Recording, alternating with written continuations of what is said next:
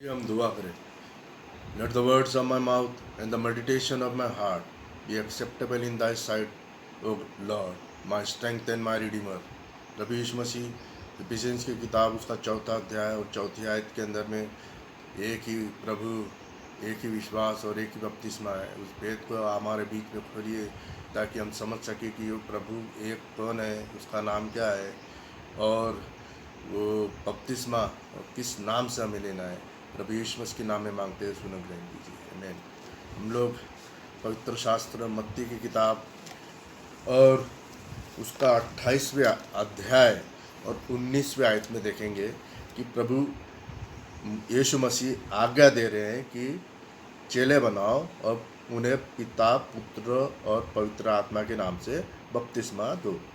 इसलिए तुम जाओ, सब जातियों के लोगों को चेला बनाओ और उन्हें पिता और पुत्र और पवित्र आत्मा के नाम से बपतिस्मा दो।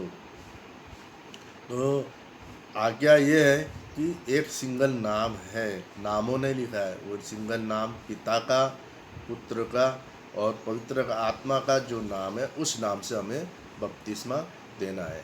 तो हम लोग क्या कर रहे हैं? हम लोग प्रेरितों की शिक्षाओं को आगे बढ़ा रहे हैं। We are the carry forward of the doctrines of the apostles.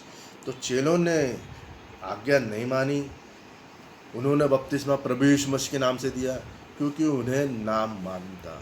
आइए हम उस नामों को देखेंगे।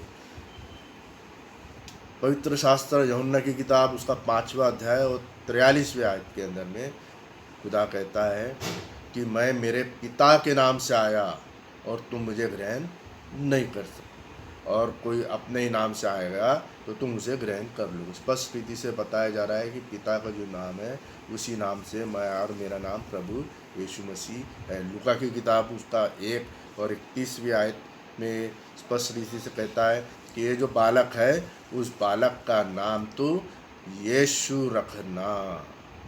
और फिर पवित्र आत्मा का नाम यूहन्ना की किताब उसका 14वां अध्याय और 26वें आयत में स्पष्ट रीति से कहता है, प्रभु यीशु मसीह कहता है कि जब मैं जाऊंगा तो पिता से विनती करूंगा कि मेरे नाम से पवित्र आत्मा भेजे। तो पवित्र आत्मा का नाम क्या हो गया? यीशु। पिता का नाम यीशु, पवित्र आत्मा का नाम यीशु और बालक का नाम यीशु। तो चेलों ने इसी नाम से बपतिस्मा दिया। उसको प्रेरितों की किताब उसका 2 अध्याय और 34वीं आयत से लेके 38वें आयत तक हम लोग इस पे पढ़ देखेंगे क्या लिखा है। क्योंकि दाऊद तो स्वर्ग पर नहीं चढ़ा, परंतु वो आप कहता है, प्रभु ने मेरे प्रभु से कहा, मेरे दाहिने बैठ। दाऊद को समझ में आ गया कि जो गॉड है वो एक ही गॉड है, जो इनविजिबल गॉड है वही प्रभु यीशु मसीह है और प्रभु यीशु मसीह ही इनविजिबल गॉड है ना। इसके समझ में आ गया, जब तक मैं तेरे बैरियों को तेरे पाँव तले की चौकी ना कर दूं। ये बात इन्हें समझ में आ गई कि पतरस ने समझा रहा है, तब समझ में आ गए, तब इनके हृदय छिद गए।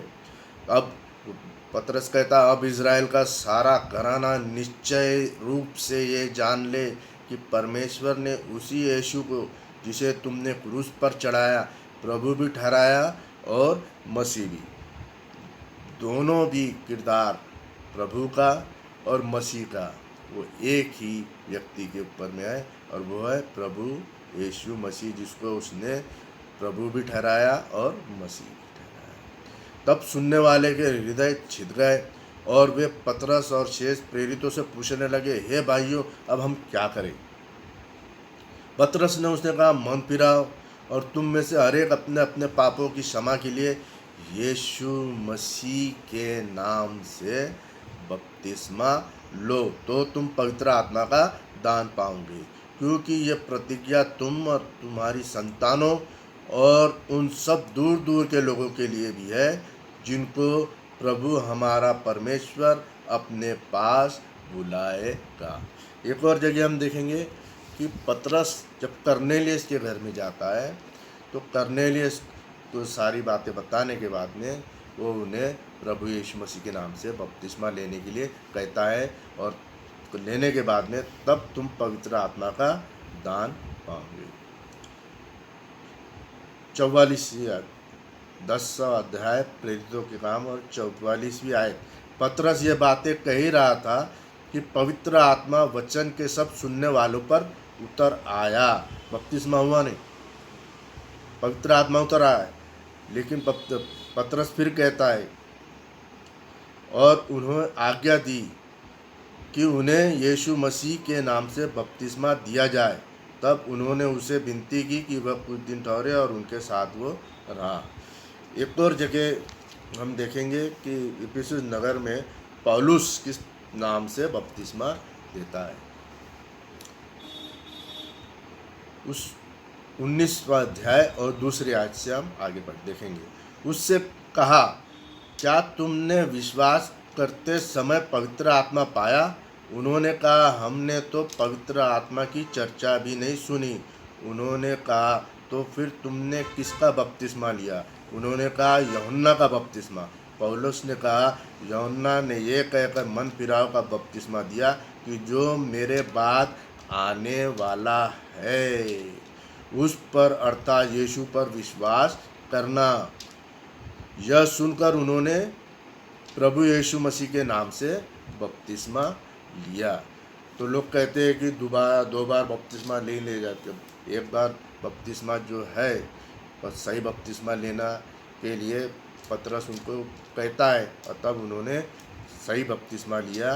सुनकर उन्होंने प्रभु यीशु मसीह के नाम का बपतिस्मा लिया। पहला पतरस और उसका 3रा अध्याय और 20वीं आयत में हम देखेंगे क्या लिखा है बपतिस्मा के बारे में।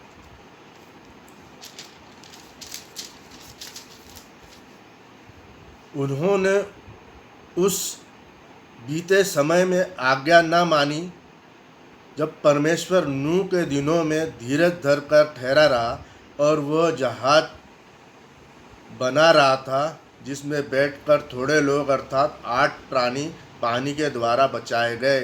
जैसे उस समय 8 प्राणी बचाए गए, वैसे हमें आज के समय में प्रभु यीशु मसीह के नाम का बपतिस्मा लिए जाने पे हमें बचाएगा। उसी पानी का दृष्टांत भी अर्थात बपतिस्मा यीशु मसीह के जी उठने के द्वारा अब तुम्हें बचाता है। इससे शरीर के मैल को दूर करने का अर्थ नहीं है, परंतु शुद्ध विवेक से परमेश्वर के वश में हो जाने का अर्थ है। वह स्वर्ग पर जाकर परमेश्वर के दाहिने ओर जा बैठा और स्वर्गदूत और अधिकारी और सामर्थ्य उसके अधीन किए गए। किसके? प्रभु यीशु मसीह। Is God of heaven and is God on earth also. ठीक है। अब हम लोग गलेशियन की पत्री में देखेंगे कि जब हम बपतिस्मा लेते तो क्या होता है। हम प्रभु यीशु मसीह को पहन लेते हैं। गलेशियन की किताब उसका गलतियों की पत्री उसका 3रा अध्याय और उसकी 27वीं आयत 27वीं आयत। और तुम में से जितनों ने मसीह में बपतिस्मा लिया है इन्होंने मसीह को पहन लिया है। अब ना कोई यहूदी है यूनानी है, और यदि तुम मसीह के हो तो अब्राहम के वंश और प्रतिज्ञा के अनुसार वारिस भी हो। deuteronomy व्यवस्था विवरण के अंदर में 6वां अध्याय और 4वीं आयत के अंदर में क्या कहा गया है कि सुने hear O Israel the Lord your God is one God. तो यहूदियों लोग सुनो कि तुम्हारा यहोवा खुदा एक ही है। अब जो पुराने नियम में जो आग का खंभा था और जो झाड़ी में बात करता था वो कौन है? वो प्रभु यीशु मसीह ही है। उसको कुरिन्थियंस की किताब के अंदर में हम देखेंगे। पहला कुरिन्थियन उसका 10वां अध्याय और 1 से लेके 4 आयत।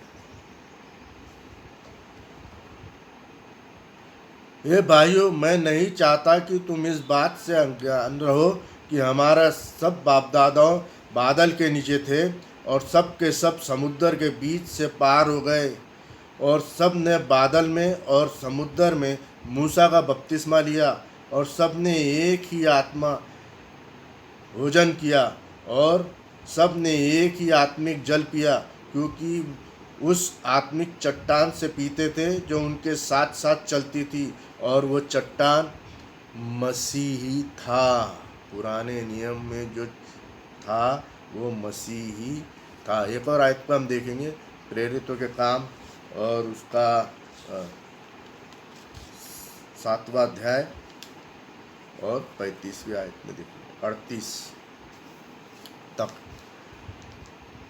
जिस मूसा ने उन्हें यह कहकर नकारा था, उन्हें तुझे इसलिए हम पर हाकिम और न्यायी ठहराया है, उसी को परमेश्वर ने हाकिम और छुड़ाने वाला ठहराया, उस स्वर्गदूत के द्वारा जिसने उन्हें झाड़ी में दर्शन दिया था। जो झाड़ी से बात कर रहा था ना, आग का खंभा जो बात कर रहा था, भेजा। वही व्यक्ति मिस्र और लाल समुद्र और जंगल में 40 वर्ष तक अद्भुत काम और चिन्ह दिखाया करके उन्हें निकाल लाया।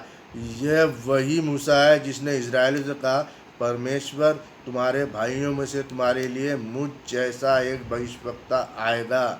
ये वही है प्रभु यीशु मसीह, जिसने जंगल में कलीसिया के बीच और स्वर्गदूत के साथ सिनाई पर्वत पर उनसे बातें की और हमारे बाप दादाओं के साथ था।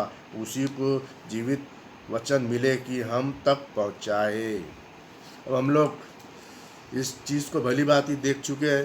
अब इब्रानियों की किताब के अंदर में हम देखेंगे ये जो गॉड है, इसका जो सारांश में हम देखेंगे इसके बारे में क्या है, क्या बताया जा रहा है।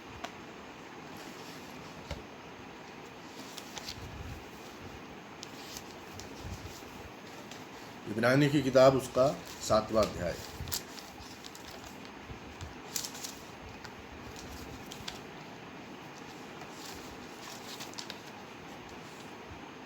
देखिए, यह मलकीसदेक एक शख्स है, शलोम का राजा और परम प्रधान परमेश्वर का याजक, सर्वदा याजक बना रहता है। अब इब्राहिम राजाओं को मार कर लौटा जाता था, तो इसी ने उससे भेंट करके उसे आशीष दी। उसी को इब्राहिम ने सब वस्तुओं का दशमांश भी दिया। ये पहले, अब ये मलकीसदेक का सारांश में हमें बता रहा है कि ये है क्या है। पूरा एक व्यक्ति है और वो मलकीसदेक है। वो मलकीसदेक मतलब हाई प्रीस्ट, परम प्रधान परमेश्वर का याजक। इब्राहिम को सब वस्तुओं का दशमांश भी दिया। ये पहले नाम से अर्थात अर्थ के अनुसार धर्म का राजा, शलोम का राजा, शांति का राजा, जिसका ना पिता और ना माता ना वंशावली है, जिसके दिनों का न आदि है और न जीवन का अंत है, परंतु परमेश्वर के पुत्र के स्वरूप ठहरा। अब यहाँ पे हम कंफ्यूजन में नहीं आना चाहिए कि ये पुत्र भी है और ये पूरा एक मलकीसदेक है, जिसके बारे में ये पूरा अध्याय जो हमने पढ़ा है पूरा उसके बारे में। देखो वो क्या है, पहले वो धर्म का राजा है, फिर वो शालोम का राजा है, फिर वो शांति का राजकुमार है, फिर उसका ना माँ है ना बाप है ना पिता, उसका कोई भी नहीं है, ना उसकी कोई वंशावली है। ये बिल्कुल इसमें कोई मतभेद ही नहीं है, बल्कि ये सच्ची बात है। इसको हम टाल नहीं सकते कि उसका तो ना तो कोई शुरुआत है और ना तो उसका कोई अंत है, जिनको दिनों का आदि है और ना जीवन का अंत है, इसका ना माँ है ना बाप है ना पिता है, परंतु पुत्र के स्वरूप ठहरा। यानी ये इनविजिबल गॉड भी है, विजिबल गॉड भी है, इसकी कोई शुरुआत भी नहीं है, इसका कोई अंत भी नहीं है। और ये प्रभु यीशु मसीह के जो है, परंतु परमेश्वर के पुत्र के स्वरूप ठहरा, यानी ये पुत्र भी है। यानी पूरे तीनों किताब इसके ही एक ही व्यक्ति करता है, तीनों भी रोल, और वो है प्रभु यीशु मसीह। मलकीसदेक का हमने सारांश में समझा, तो सारांश में मलकीसदेक जो है वो पुत्र भी है और वो खुदा भी है, जिसका आदि और अंत भी है, और शलोम का राजा है, शांति का कुमार है, राजकुमार है, और उसकी कोई वंशावली भी नहीं है ना। ये दुल्हन के लिए संदेश है, क्योंकि दुल्हन जो है वो प्रभु यीशु मसीह के वचन से तैयार की जाती है। आइए हम दुआ करें। प्रभु यीशु मसीह इस वचन के पढ़े जाने पे आशीष दीजिए, और जो बपतिस्मा जो सही तरीके से प्रभु यीशु मसीह के नाम से लेना चाहिए, खुदा वो हमारे हृदय में काम करे और हम उसके सुनने वाले नहीं बल्कि उस पर अमल करने, मानने वाले और करने वाले बने। प्रभु यीशु मसीह के नाम में मांगते सुनो ग्रहण कीजिए। आमीन।